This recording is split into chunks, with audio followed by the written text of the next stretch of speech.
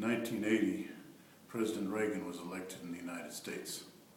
His economic program was to provide more resources for the rich, with the idea that they would invest in the economy.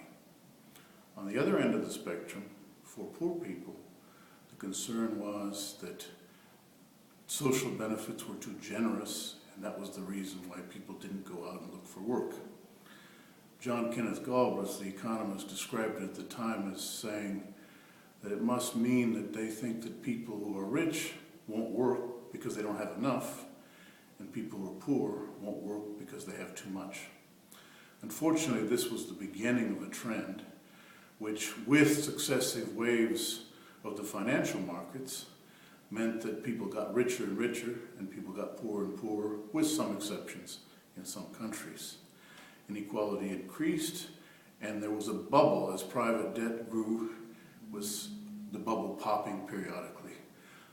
The recent financial crisis has been the worst in that period since 1980 of successive collapses or successive bubbles bursting.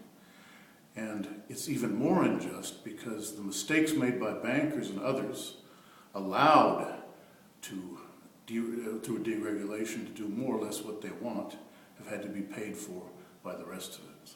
So it's a penalty on the people for the mistakes by the richest and powerful, most powerful among us.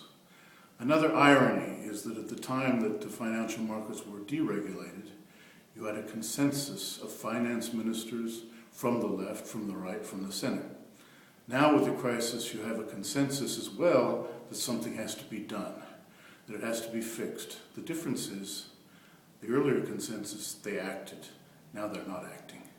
And our job as a trade union movement is in part to express, to articulate this public outrage so that governments will act, to mobilize, to act so that governments will act. Thank you.